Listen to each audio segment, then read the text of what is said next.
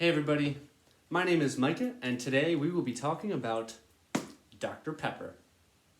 Actually, we'll be talking about breathing, but Dr. Pepper is just an illustration I'll be using.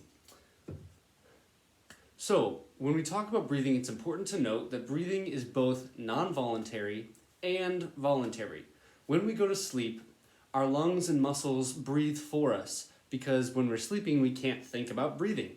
However, we can choose to take a large breath and then hold it and elongate it, especially when we're singing. This is called active breathing, or the form of voluntary breathing. Now, before we dive into breathing, we need to talk about a scientific law that governs the rules of breathing. This law is called Boyle's law. Boyle's law says that gases will flow from areas of high pressure to low pressure in order to balance themselves out. So, when we breathe, our muscles expand our lungs, and the air from outside senses the pressure change in our lungs and flows into our lungs. One of the good ways of illustrating Boyle's law is, you guessed it, our Dr. Pepper.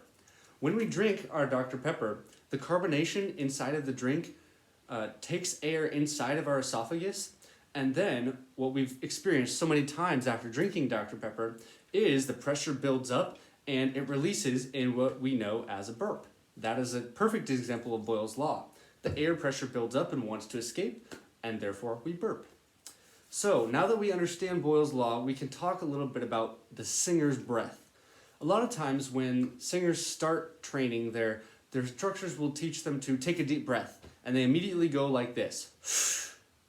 They engage their scalenes and their clavicle muscles and pull their shoulders up to raise their lungs in order to get as much air as possible into their lungs. Now, although this is an effective way of taking a deep breath, especially when you're exercising, working out, running, things like that, it isn't great for singing, because when you breathe like this, you hold a lot of tension in your neck muscles, and thus your voice can't sound as free. So, when we talk about the singer's breath, a lot of times people will talk about the diaphragm. So, when we're talking about the diaphragm, a lot of people will say, make yourself look fat, and people automatically go, and they push out their stomach as far as it'll go. However, the diaphragm isn't actually in your stomach. The diaphragm is actually connected to the top of your rib cage, right along the edge. Here, let me show you. So, this book is called What Every Singer Needs to Know About the Body, and it gives a perfect example of the diaphragm. So on exhalation, it's arched up, and it's connected to the edge of our rib cage there. It's arched up, and then on inhalation, it comes down, and it pushes our viscera, which is basically a fancy word for the what's inside of your abdomen, so like your liver, your small intestines, things like that. So when we continue to talk about the diaphragm, it's this muscle that pushes down and allows our lungs to expand downwards. So instead of engaging our scalenes and our clavicle muscles, we're going to engage our diaphragm and allow our lungs to expand downwards to allow that air to rush in. So now that we understand what singer's breath is, we can talk about this word. The word is support. A lot of people are scared of the word support because it feels like tension, but I actually prefer to use the word support because it reminds me of an Italian word. This Italian word is appoggio. Appoggio is an Italian word that we meager English speakers have roughly translated into the word breath support, but in reality, I define appoggio as the dynamic equilibrium of subglottic pressure, and supraglottic pressure, managed by the co-contraction of muscles in each pressure's muscle group. So our muscles in our subglottic pressure area, so like your diaphragm, your rectus abdominis, things like that, are going to manage the pressure in your subglottal pressure, and then your supraglottal pressure is the exact same. So one great way to illustrate this is if we breathe in slowly, we can do so without moving our lips at all. But if we breathe in quickly, our lips are going to automatically move, because adding all that subglottic pressure at the same time makes our supraglottic pressure want to balance it out and maintain that dynamic equilibrium. And thus, our lips are going to automatically come in. And that smaller increased or decreased volume increases that pressure to manage the balance.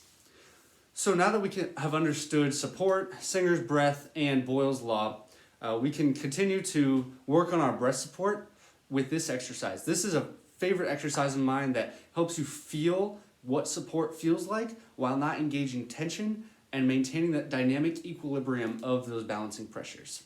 So what we're going to do is we're going to breathe into our diaphragm as so. Let me do it this way.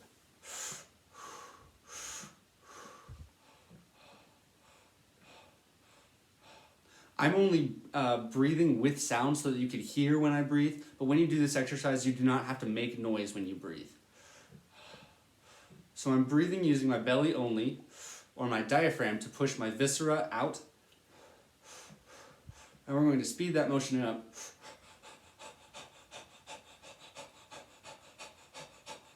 And then we're going to say the words Hawaii, Hawaii. So it'll sound like this.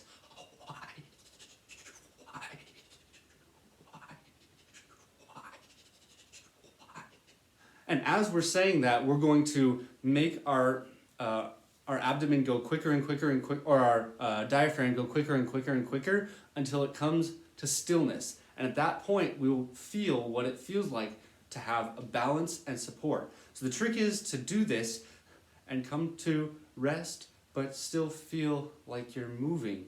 And that is going to give you that dynamic equilibrium. It looks like this.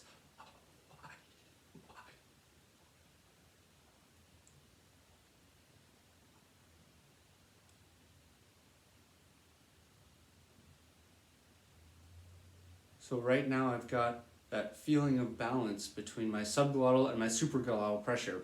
The reason we change our vowel is to constantly be changing our supraglottal pressure so that our subglottal pressure has to adjust, and that helps build that balance between those two pressures.